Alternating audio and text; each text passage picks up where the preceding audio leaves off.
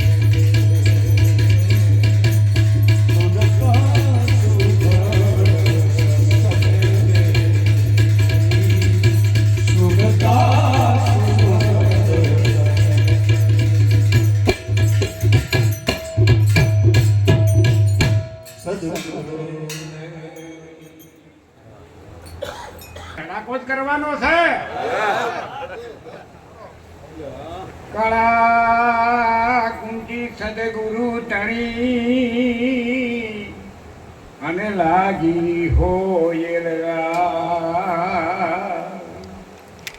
એક માણ ભાગી ખડકી તણા અને ઠેકી ગઈ માં તો વાર આવ્યો ત્યારે બુદ્ધિ આવી અને છૂટ્યા કર્મના પાસ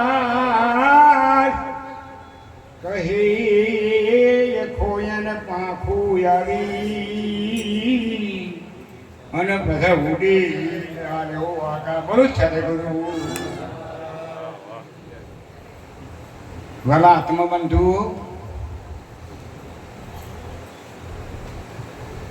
જગત બે છે જગત કેટલા છે ખબર કોઈને હોય કે ના હોય પણ જગત બે છે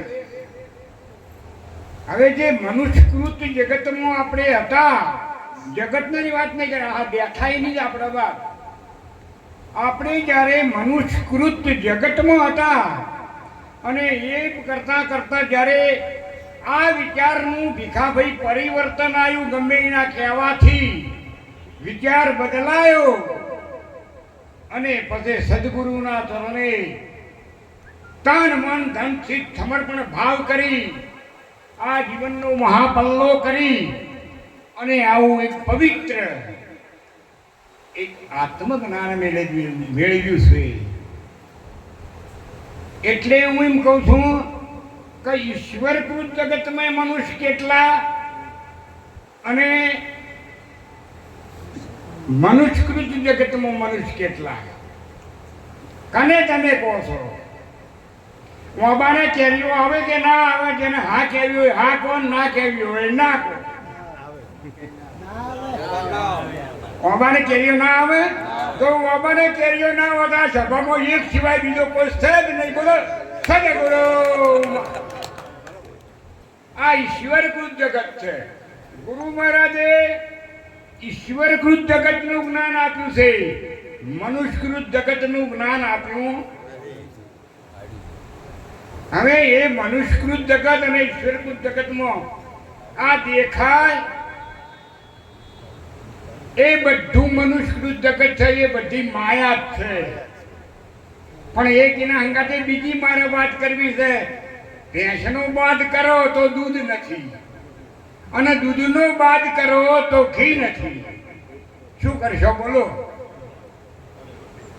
ભેંસ તો રાખવી જ પડે ભેંસ છે તો ઘી છે પણ ભેંસ એ ઘી નથી પછી દૂધ આવ્યું દૂધ એ પણ ઘી નથી દૂધનો દીવો થાય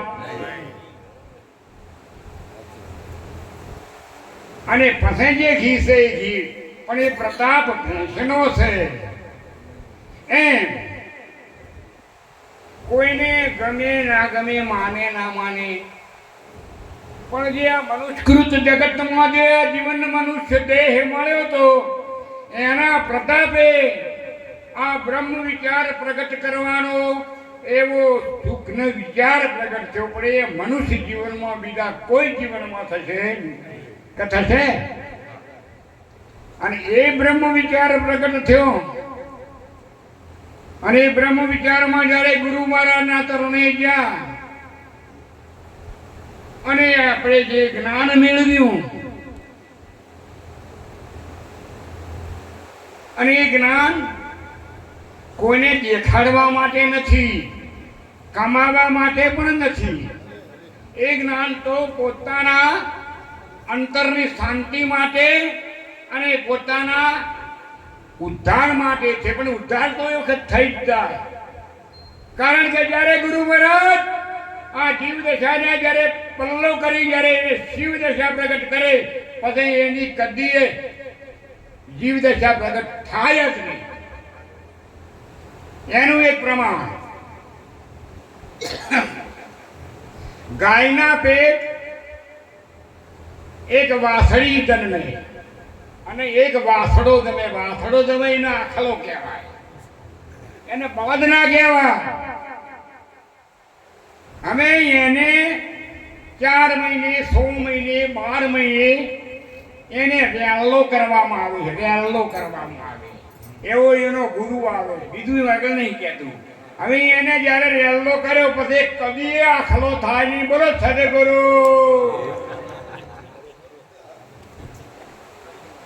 એ ગુરુ મહારાજે આ સંતોની સાક્ષીમાં આ જીવ દશાને પલટાઈ અને જ્યારે શિવ દશા પ્રગટ કરી. આ સુરતા કુંવારી હતી તો સુધી એને ધાગા થોડા હતા અને ઢેંગલો રમાડતી હતી.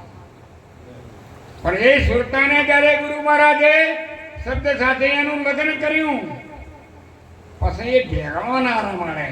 અને ઢેંગલો જો રમાડે તો સમજવાનું કે પૈણી નથી અને 2 વર્ષે 4 વર્ષે પણ એના છૂટા છેડા ફારકતી થાય. એટલે ગુરુ મહારાજ અને બ્રહ્મ વિદ્યા આપ સૌ તો બધા જ્ઞાની છો, બોધ લીધેલા છો. આમ તો હું કહું તો તમારા આગળ હું કોઈ નહીં, હું તો ગામડાનો ખેડૂત અભડશું. પણ બ્રહ્મ સત શું સત? બ્રહ્મ સત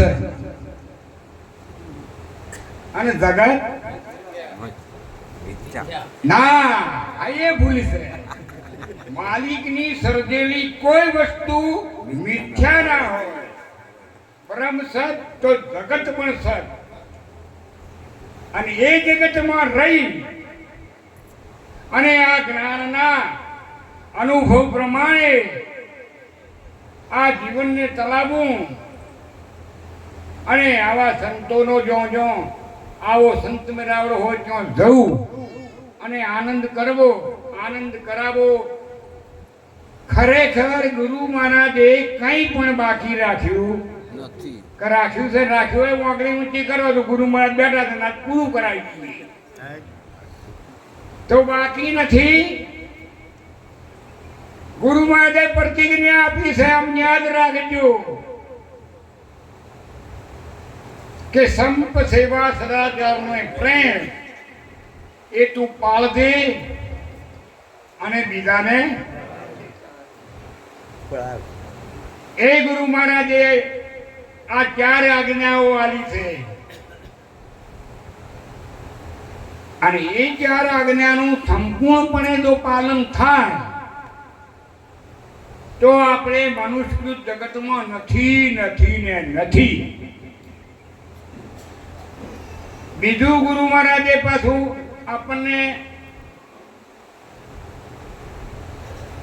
પ્રતિજ્ઞા આપી છે. એ પ્રતિજ્ઞાનું બરાબર પાલન થવું જોઈએ. ભક્તિ એટલે આ ગાવું બધા બહુ આપણે જબરદસ્ત તબલા વગાડે પણ કહીએ કોઈ આ બધો માગીંતરો ખરો પણ એ ભક્તિ નથી.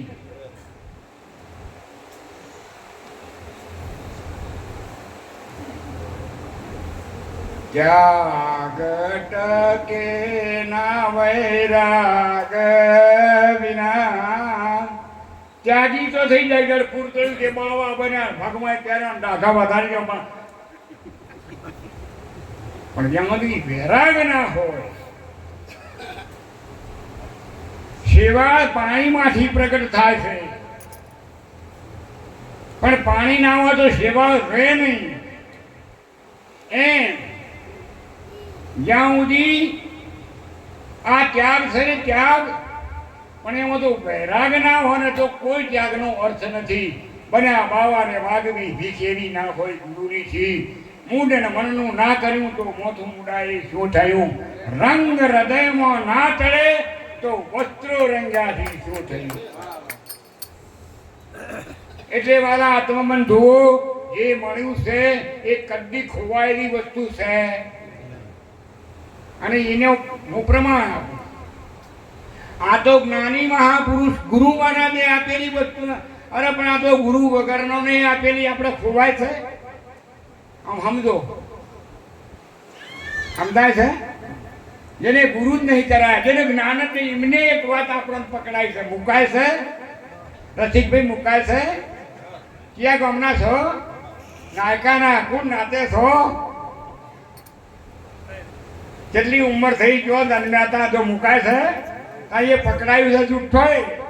અને આ તો હાથા સદગુરુએ પકડાયું છે કે તું બ્રહ્મ છે, તું એક આત્મા છે, હું એક નિત ચીજ ઘન અવિનાશી, હું એક બ્રહ્મ છું, હું એક બોલનાર છું. હવે આ વ્યવસાયમાંથી બધા આનો સમજી દેજો કે તમે કોઈ ખોટા માણસને, જૂઠા માણસને, જ્ઞાન મનાના માણસને આ નામ પાડ્યું. હું તો મારું નામ કરશન પાડ્યું, મને ખબર નહીં, પણ એવું પકડી છે હજુ હું ભૂલતો નહીં. હજુ કોઈ કે કરશે ને તો બધા હું એકલો જ કોણ ઊંચા કરું. તો તમે તમારું નામ ભૂલો છો? કોઈ ભૂલ્યા? હવે જો આ નામ આ ખોટોનું પકડાયેલું પણ આ કીટમાંથી ના થતો, તો આવા સદગુરુએ જો આ નામ જે અવિચળ નામ જે પકડાયું છે, એ બોલનાર છે, એની અનુભૂતિ કરાવી છે. કઈ રીતે ભૂલાવી રહ્યા? કોઈ ભૂલવા જેવી બાબત છે? કારણ કે આ ચિત્તમાં એવી યથાર્થ શક્તિ છે, પણ એનો ઉપયોગ કેવળ મનુષ્ય જ કરી છે, બીજો કોઈ ના કરી શકે. હવે એનો ઉપયોગ અને દુરુપયોગ.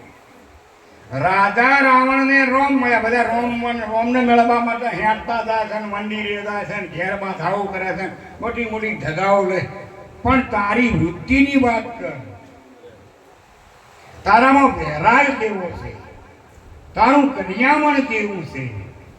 રાજા રાવણને રામ મળ્યા ત્યારે હોનાની લંકા લૂંટાયો. આવો રામ મળે તો રામને શું કરવાનું? એ જ રામ વિભીષણને મળ્યા. અવિતળ પદમી ભાઈ સાધુભાઈ, પ્રેમ રસ કેળ પીવાય કે જેનો જ્ઞાની ગોથો ખાય. ફળ ફૂલમાં સર્વે ભરેલું મેં ને મદસે મોય, પણ મોખી એનો મહિમા જાણે. ઓલા ભમરા ભૂલી જાય સાધુભાઈ, પ્રેમ રસ કેમ પીવાય કે જેમાં જ્ઞાની ગોથો ખાય. સારું, હું મારી વાત કરું છું, પણ હું તમારું એક ઉલ્લંઘન. તમે જ્ઞાની છો કે અજ્ઞાની છો? જો જ્ઞાની બનશો તો અજ્ઞાન આવવાનું ના ભાઈ. તો સુખીએ છો તો દુઃખ આવવાનું. અરે તમે સુખીએ નહીં, તમે દુઃખીએ નહીં, તમે અજ્ઞાની નહીં, પણ જ્ઞાનની જો વાત કરો છો. પણ તમારા નિજ સ્વરૂપને વિચારો. આનંદ સ્વરૂપ છે, અખંડ સ્વરૂપ છે. અરે જેનો આખા વિશ્વમાં અણુમાં જેનો ઉદ્ભાસ છે, એવા નિજની જો અનુભૂતિ કર્યા પછી જો એ માય કોંગલો થાય તો ખરેખર એનામાંથી દેહાધ્યાસ નથી. દેહાધ્યાસ ના જાય. એ તો બધું ગુરુમાં શું કરે? દેહાધ્યાસને ટાળ્યો છે, વળી દેહાધ્યાસ લાગુ ના પડે એ બરાબર ધ્યાન રાખો. હર કે હાલો ને વચન પાળો, ખેલો ખોડા ધાર રે. હર કે હાલો ને વચન પાળો, ખેલો ખોડા ધાર રે. અમર લોકની આશા કરો તો ખેલો ખપ્પર બાર રાણી. ગુરુનો વિશ્વાસ રાખો, ગુરુનો વિશ્વાસ રાખો. ચાર દુગના રાય ભજો, ભગતા પારખ પડે. સતથી રામ હાથનું ભણે. આટલું હક સિવાય ઓગળી ના જાય. આપણને ગુરુ મહારાજે કૃષ્ણ બરાબર કહો, મોટા આપણે બહુ અભિમાનની વાત નથી, પણ એ પ્રમાણે જો બનાવ્યો હોય અને પછી આપણને હકી ભગવાન બનાવે. હકી ભગવાન કરના કે જો એનો હક હોય ત્યાં જ એ હક વગરનું કશું એ લે નહીં, વિચારે નહીં, અરે બોલે નહીં. એ ખરેખર એ બ્રહ્મ છે, એ આત્મા, અરે એ ભગવાન. હમણાં બોલ્યા હતા કે ઘડીકમાં ગુરુ, ઘડીકમાં ચેલો. એ મનુસ્મૃતમાં આવો તો એવું જ થઈ જવાનું. ઈશ્વર જગતમાં કદી એ મંકર એવું બનાવ્યું છે એ કદી કોઈનાથી તૂટે નહીં, એને અગ્નિ ના વાળે, એને કોઈ શસ્ત્રો ના છેદે. અમારી અમેરિકાના વાળા વિશાલો થોડે ને વિશાલો તો આ બંકરને કોઈ ના થાય. એવા બંકરમાં ગુરુ મહારાજે આપણને ખરેખર રાખ્યા છે, ત્યાં ઉતાર્યા છે. બસત ગામ ઉજળ કર ડાલા, ઉજળે ફેર બતાયા, નગર મેં રમતા જોગે. હવે આ રમતો જોગી આવ્યો. આમાં જે વસુતું ખોટું હોય તો બધું કૂટી પાડી, પછી આપણે એની શુક્ર પંથા જ કરો. બોલો સદગુરુ. આપ સૌની રજા લઈ મારી વાણીને વિરામ આપું. ગુરુ મહારાજને જય ગુરુ મહારાજ.